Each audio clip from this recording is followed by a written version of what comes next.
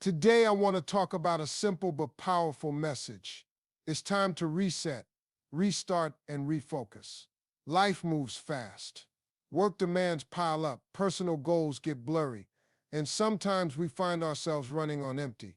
That's when we need to pause, breathe, and realign.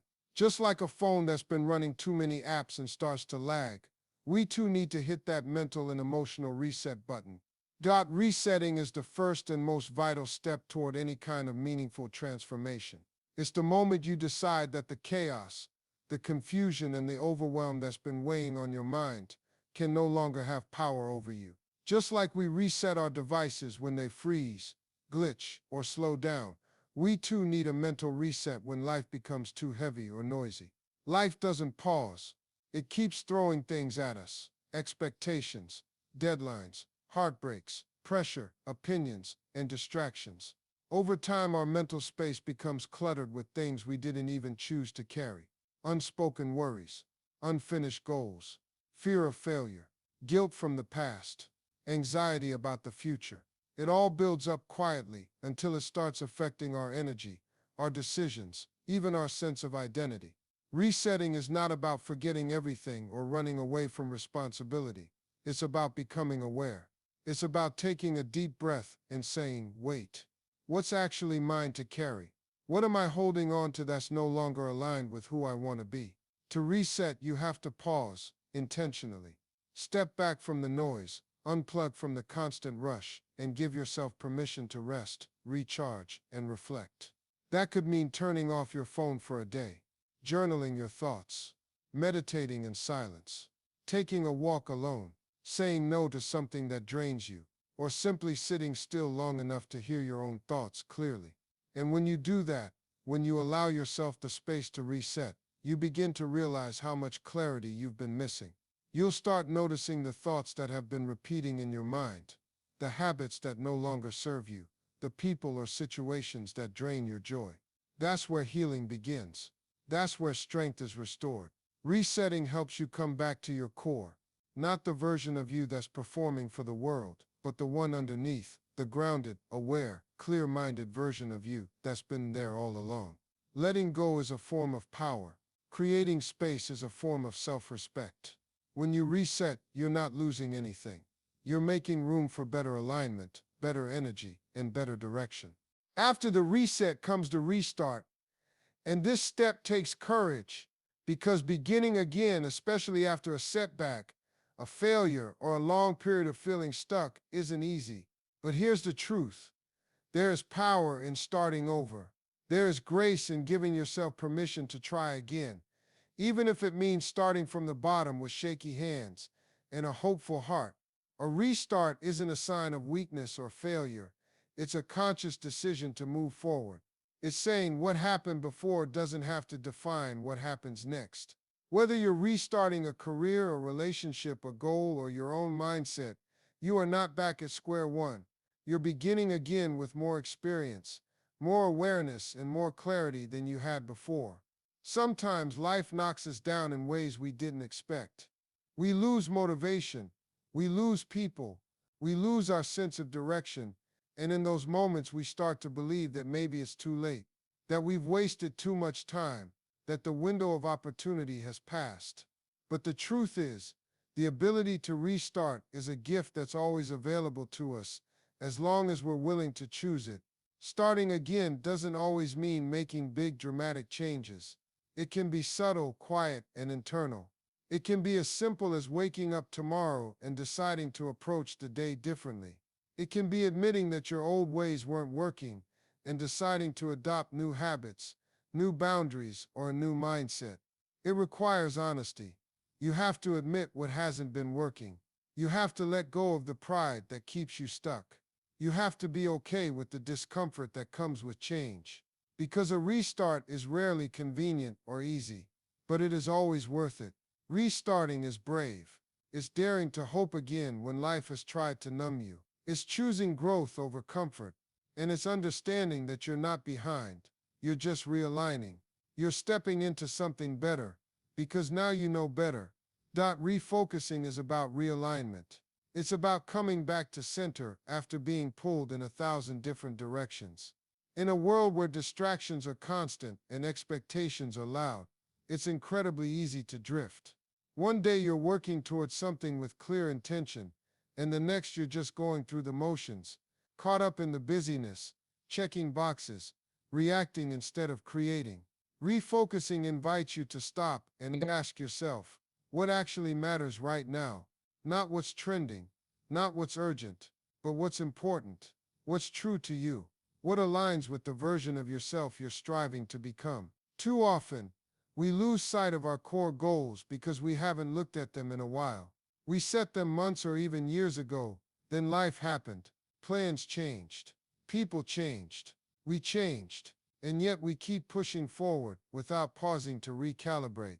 That's where burnout begins. That's where confusion sneaks in. To refocus is to bring clarity back into the picture. It's to remove the noise and lock in on what truly deserves your energy. It's asking yourself, am I chasing what I really want, or am I chasing what I think I'm supposed to want? This step requires intention. It requires self-honesty.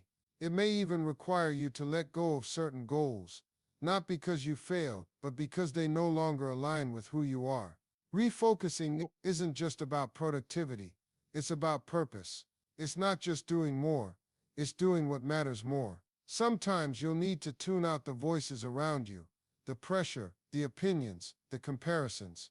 You'll need to turn your gaze inward and trust your own intuition, because deep down, you already know what you're meant to be doing. You already know what direction feels right, even if it scares you. But until you slow down and reconnect with that inner compass, you'll always feel off track. Refocusing also means being disciplined about where your attention goes. Your attention is currency, and if you're constantly spending it on things that don't contribute to your growth, your peace, or your vision, then you'll keep feeling scattered. You'll keep wondering why you're busy all the time, but still feel unfulfilled. This is your moment to look up from the chaos and recenter, to remove the mental clutter and bring your vision into sharper view, to ask yourself the hard questions. What am I doing this for? What is the deeper why behind my effort? What are the things that truly move the needle in my life? And what are the things that just keep me busy? Because clarity creates power. And when you have clarity, when your focus is sharp, when your heart is aligned with your actions, you move differently. You become more effective, more grounded, more at peace. Reflection is not about living in the past, it's about learning from it. It's about taking a step back, not to dwell, but to gain clarity.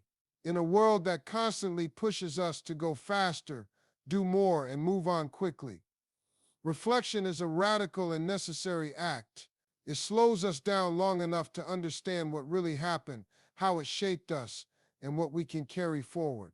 We often treat mistakes and setbacks like things to hide from, things to bury deep or move past as fast as possible. But there is wisdom in those moments.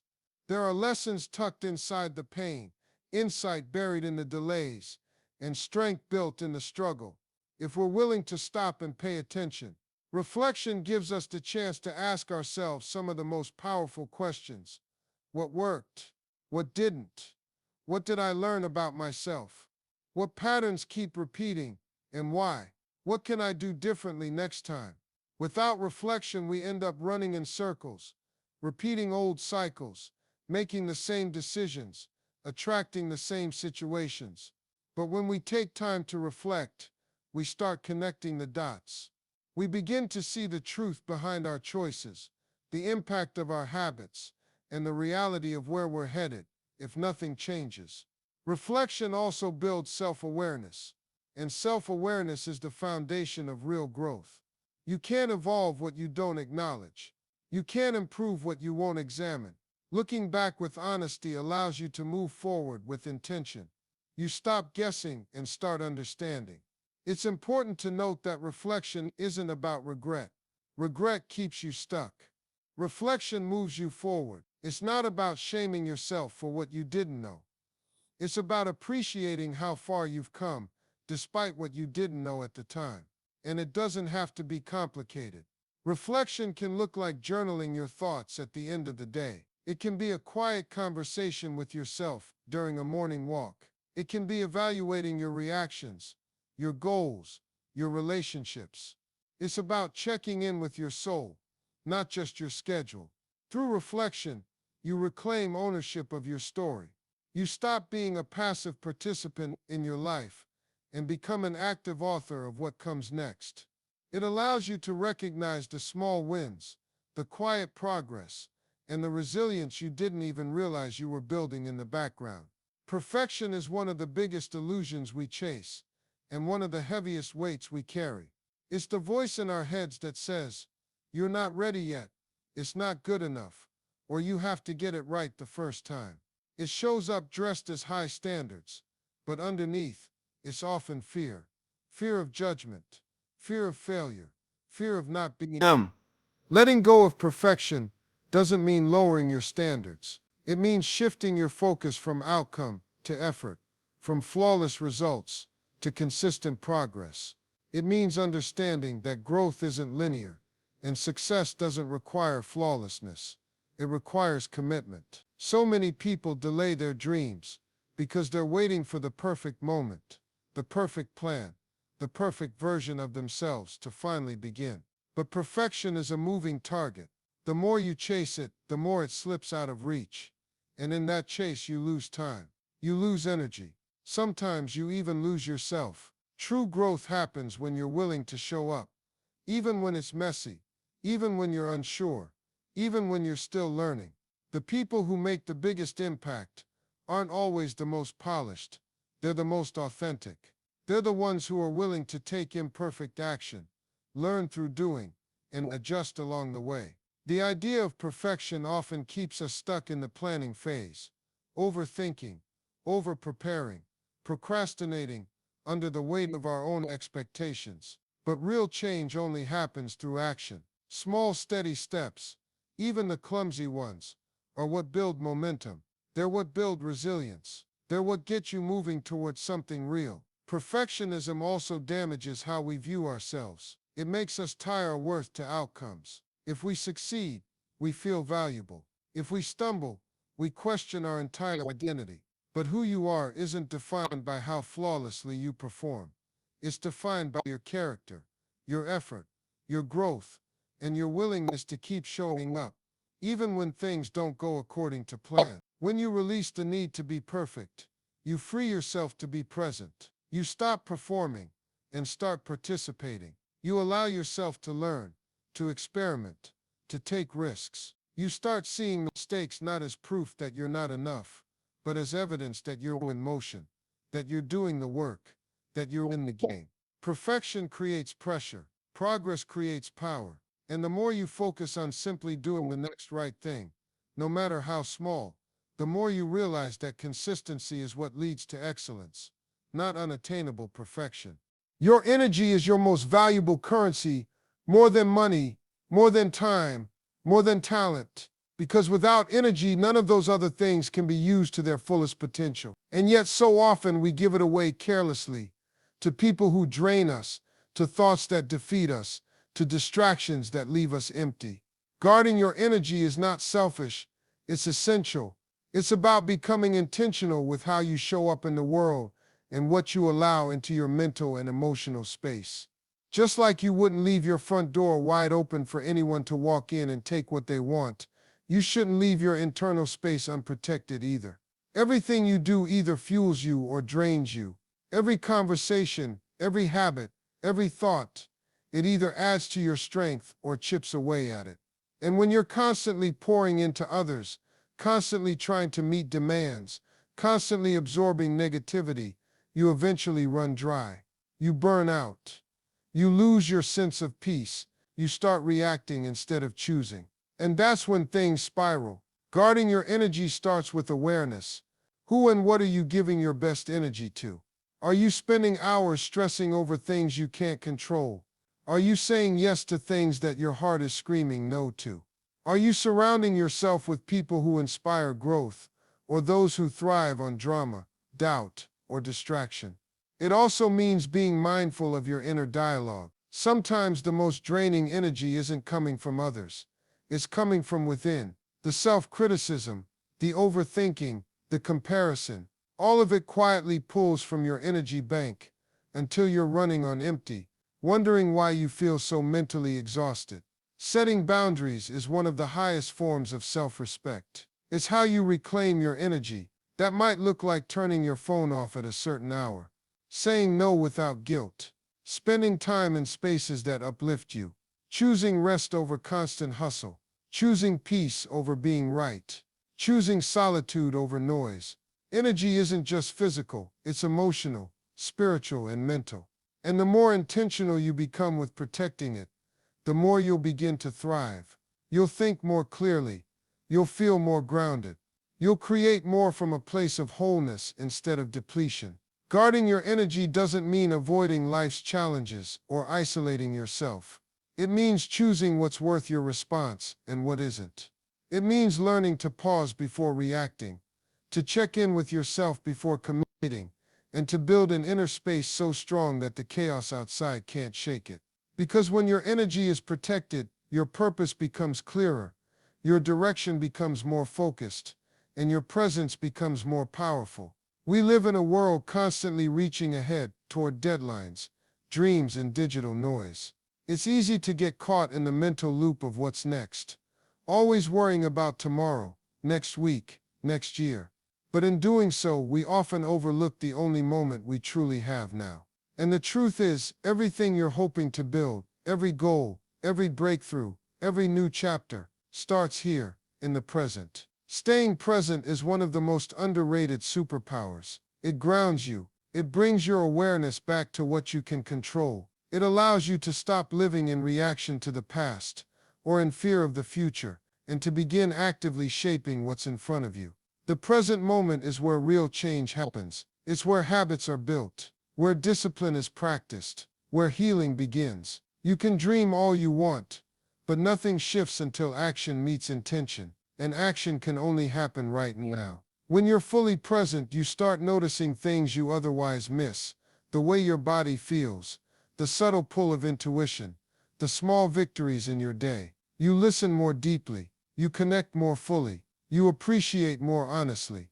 And that appreciation creates a kind of inner peace that doesn't rely on external circumstances. But staying present isn't easy, especially in a world filled with distractions. We scroll endlessly. We multitask like it's a badge of honor. Our minds are either rehashing yesterday or racing into tomorrow. And in that scattered state, we miss the richness of what's unfolding right in front of us. To stay present, you have to practice awareness. You have to check in with yourself. How am I feeling right now? Where is my attention? What am I avoiding by rushing into the next thing? These moments of reflection pull you back into alignment. Sometimes we confuse presence with passivity, as if being in the moment means doing less. But being present is actually one of the most active, intentional things you can do. It's choosing not to drift. It's showing up fully in your work, your relationships, your growth. It's slowing down long enough to feel your life as you live it. And when you stay present, something shifts. Your anxiety about the future starts to quiet down. Your regret about the past begins to lose its grip. You start realizing that peace isn't found in some distant destination. It's created in how you meet the moment you're in.